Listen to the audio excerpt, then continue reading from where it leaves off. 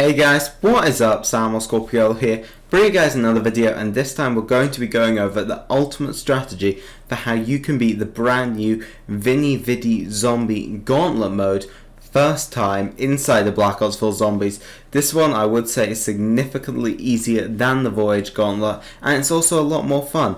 I'm going to be going over round by round strategy breakdowns for each challenge, as well as the ultimate class that I believe you and your team should be running, which goes over to my first breakdown, which is that I would highly recommend that you run this ideally in a 4-player game. I think that is the safest way to run this if you want to guarantee you can beat this flawless first time like me and my team did with Grey FPS, Chaos Basilisk and DK Dynamite. So shout out to all them. We managed to beat it in our first run, which was absolutely awesome, and it's a great fun mode.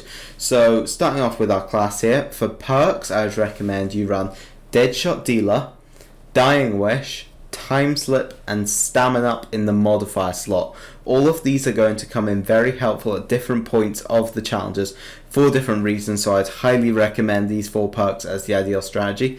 Scepter of Ra as always for co-op for reviving teammates, the Wraithfire just because they're an insanely powerful grenade, and the Mog 12 starting weapon because you will be required to use that multiple times, and it's a bit more of an expensive wall buy than the Essex was, which was the required weapon on the last map, so I would make sure that you are running that in your starting weapon slot if possible.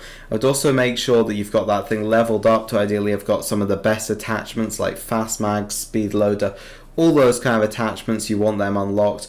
And I would also recommend that your Strife is nice and leveled up to have that Stiletto knife unlocked.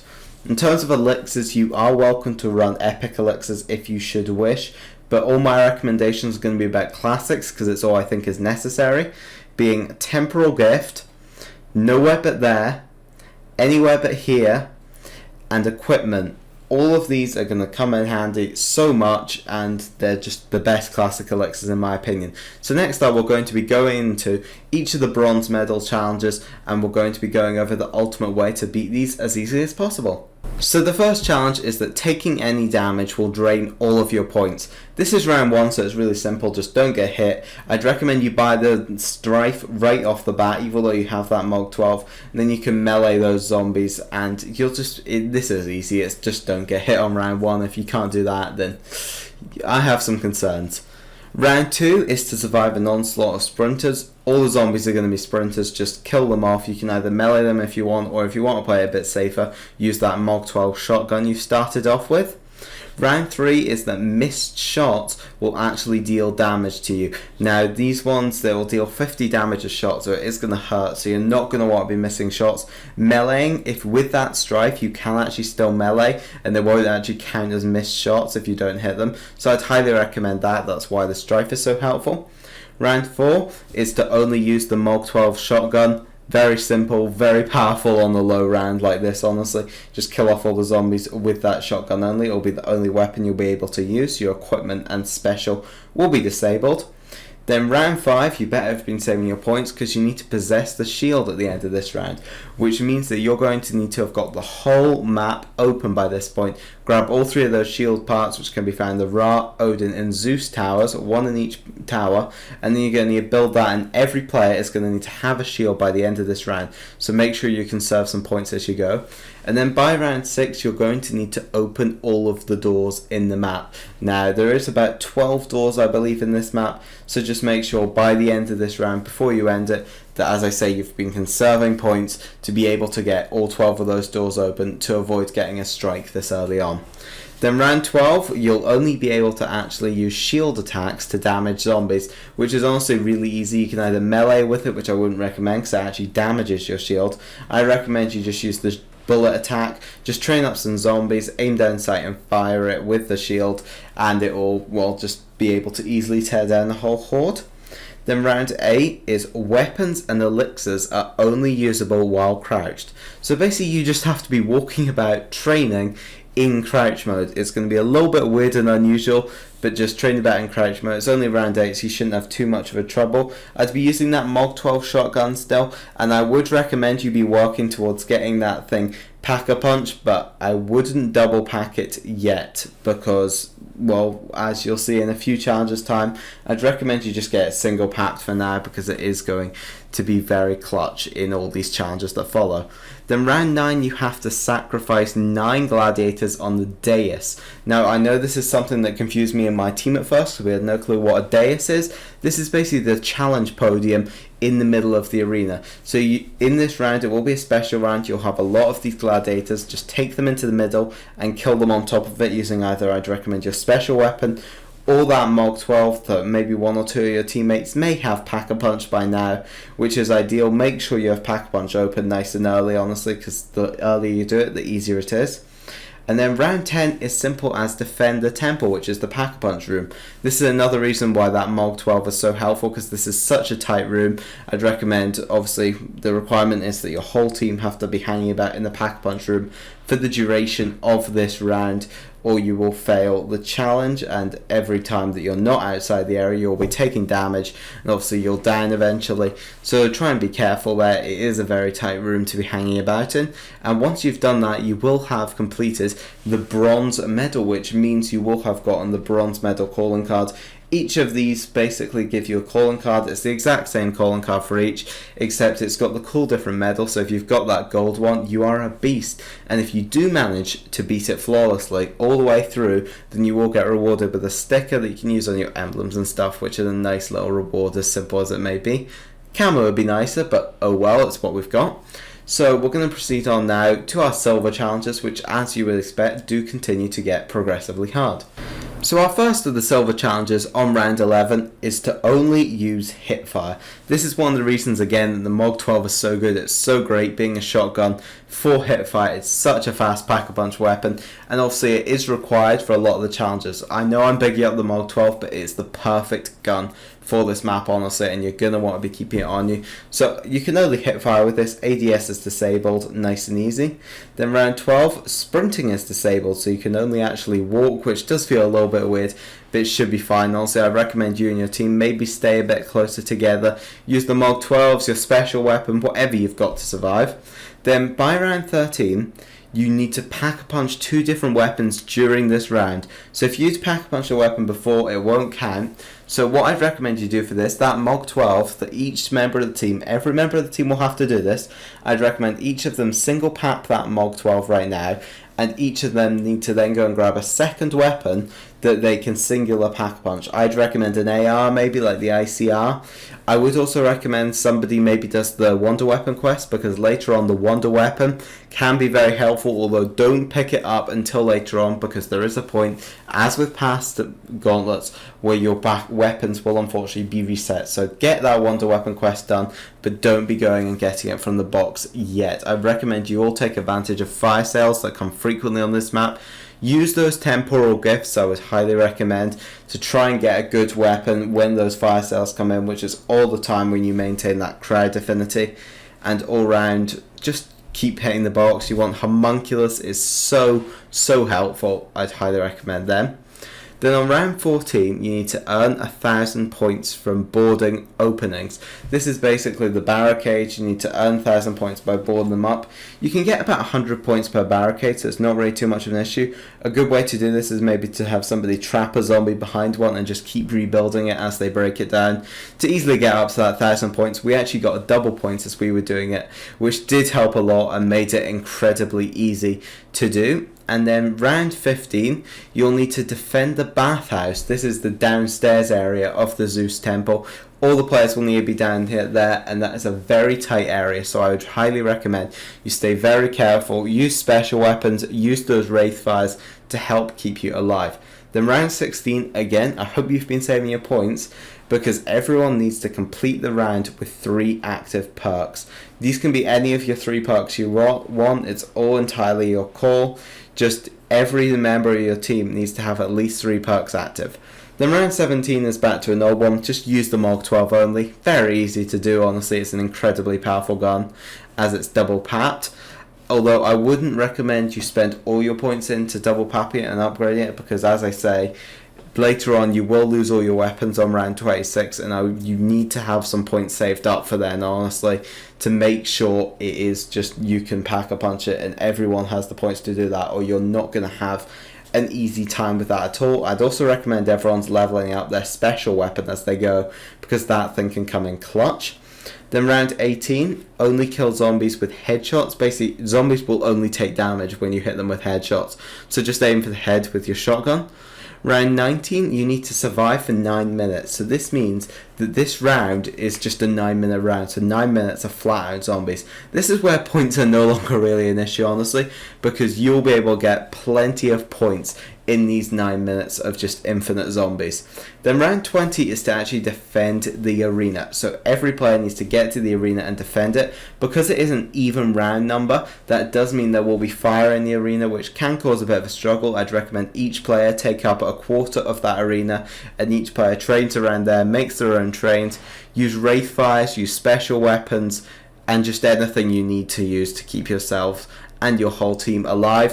Whenever your teammate's down and if they have perks, I'd recommend reviving them with shooting them with the staff, just because it can help them so much. If you have it up to tier 3, just place it down, and as long as they're in the circle, it will revive them too.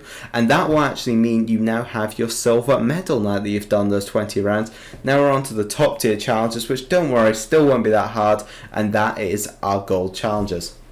So our gold challenges on this map are actually a lot of fun, and we're going to stick right into them right now with round 21, which is taking damage causes your points to drain. So every time you're hit, you will lose 3,500 points. Now I'd recommend your team split up for this. I'd recommend 2 people in the arena, since there will be no fire in this round, and 2 people spread out to maybe different towers where they feel comfortable training. Maybe somebody in Odin and maybe somebody in Ra. I'd recommend you split up like that, and just everyone try to avoid taking damage as much as possible. There isn't really a lot I can say for this. Use your wraith fires, use your special. I know I'm repeating that advice a lot, but it's all important. Round 22 is to possess 2 fully packed weapons at the end of the round. Basically, each player needs to have 2 weapons that have not only been pack-a-punch but have been double pack-a-punch 4 times to max out that damage. So when you go up to the pack-a-punch machine holding that weapon, it should only be 1,500 points, not 2,500. Make sure each player has 2 weapons like that, and you'll know the challenge is complete because you will have a little tick mark next to your name once it has been done. I did notice earlier when I was playing with DK that the SOG does seem to be broken if you have the dual wheel variant on it, where that won't count. Don't know why you double pack the SOG like DK did, but just don't do it because it will bug out the challenge. Round 23 is to survive a tiger offensive. This is basically, in addition to your normal zombies, you're going to get a lot of tigers. Very easy to kill with that shotgun, honestly, not going to be a problem. Round 24, you need to kill 100 zombies with traps. So obviously you're going to want to have gathered the parts to build that acid trap up. I would highly recommend that to, have more traps. But you are mainly going to be focusing under the blade spinning traps that you will be able to slide onto. Just get a train and then run them through that trap and activate it, and it will massacre a horde. There's going to be a lot of training in this challenge, a lot of waiting for traps to cool down. That's why I'd actually recommend Time Slip is very good, because that does actually reduce the time it takes for these traps to cool down. And then round 25, you need to defend the pit. This is a room where the shield is built. Honestly, to anyone who's done the Easter egg, this should be incredibly easy, because you will have had to have done that for the Easter egg. And all round, this won't be a hard one at all. It's a nice open area. If one of you decided to go against my advice earlier and run Tortoise, then this is the shield room, obviously, so that could be helpful in here. But it's honestly not really needed. Wraith fires and special weapons should be enough to keep your whole team alive here. Then round 26, we had so much fun doing, and I'd love to see a full mode created out of this actually. Weapon roulette. Your weapon randomly swaps over time, and all buys are disabled, so you won't be able to buy anything, and your weapon will just continually swap. Now this could be anything. You could get an unpacked gun, you could get a packed gun, you could get a double packed weapon. It could give you anything, but you and your team just need to work through and kill zombies. This is just such a fun round, honestly. I'm not gonna lie, it wasn't stressful at all. Me and my team had a lot of fun completing this round challenge. And then round 27 this is where it's going to have been difficult, because at the end of that, you're going to be left with whatever weapon you had at the end of that round. So at this point, you and your team is going to need to rush, and this is why I recommend time slip and stamina up. You're going to need to run immediately at the end of this round, maybe try and save one if possible once you're getting towards the end. Kill the last zombie, everyone buys the Mog 12, run down to the Pack-a-Punch room, and everyone needs to Pack-a-Punch that Mog 12 at least once to be able to kind of stay in the game, which is why I recommend time slip, because it lets you Pack-a-Punch so quick. If everyone can at least get one Pack-a-Punch in there, and even if some people can get double packed, that would be brilliant, and it's just incredibly helpful. Your weapons from now are for good, so whatever you do from now, they're the weapons you're taking towards the end. I would recommend somebody gets the Death of Orion through the quest, because it is just so powerful later on, honestly, and it is very helpful if you can also get out of the box. Homunculus are absolutely incredible, and if you have equipment, even better, because you can use that to refresh your Homunculus and your Wraithfires too if you don't manage to get them. And then round 28, everyone needs to end the round with all 4 perks. So it's very simple. Just everyone buy all 4 perks. If anybody downs, revive them with the staff to make sure they're alive, because you can't have anyone losing perks, or, well, the challenge has failed. Round 29 is a little bit on the more stressful side, but will be very familiar to anyone who's got familiarity with the rush mode, which is basically you need to reach each of the destinations in time. Basically, you'll see a marker come up on your screen that marks a particular area of the map. You need to run to it, and your whole team need to stay within that area until the marker then moves to a new area, at which point you need to go to that. It will do this roughly 9 areas you have to go through, and the first one will be the challenge, literally just the challenge podium in the middle of the map, which is a very obviously tight and close quarters little area. Your special weapon is going to be so important. If you've got that staff charged at level 3, plant it down, and that will obviously kill everything that comes into the area. Homunculus, being able to throw them out of the area, will help to keep you alive too. These can get very stressful, honestly, I'm not going to lie, and you'll have 30 seconds to get to each one before you'll start taking damage. So you just need to sprint. Once the new marker comes up, your whole team just needs to sprint to the area, figure out where it is. It can basically be anywhere on the map. I've had it in the temple, you can have it in the different levels of the different towers, obviously for the different gods. And yeah, just spot the marker, run to it, and hang about there and stay alive. You can also be trapped on the bridges, but don't activate the traps whatever you do, because they will kill you. Then round 30 is just absolutely mad. This is it. This is your final round. And wow, what a blast this round is going to be. This round will actually take you into 9's boss fight arena, where you'll fight not both of the elephants as you would with the Easter egg. You'll just fight one elephant. So this round you have to defeat an elephant. Now, for those of you who don't have the familiarity and experience with the Easter egg, for those of you who do, this will be a cakewalk. Just defeat the boss. If somebody has a Hellion, that is absolutely incredible, and you are set. My best recommendation is the gun on the shield will be absolutely incredible for taking out his armor. The first stage of it is when the elephant comes in, you need to shoot the armor on the side of him, and then once that eventually falls off, shoot him in the eye, in the little crystal on his face, until he eventually dies. I would say the shield gun is by far the best thing, unless you can get a Hellion out of the box. Your Mog's not going to be a great option because of its range limits, but just try to avoid it charging at you, honestly, because that will absolutely screw you up. And when this is done, congratulations, you have beaten this brand new gauntlet. I hope this guide has helped you out and you guys have enjoyed it as much as I have enjoyed playing this guide and then making it. I have had so much fun on this gauntlet. I don't know how replayable it is, honestly, because I haven't had the time to replay it, but we'll see in the next couple of days. I'll maybe help some subscribers do it. Let me know if that's something you would like to see in the comments below. But yeah, like, comment and subscribe. I'll see you on more Black Ops 4 Zombies videos. Bye!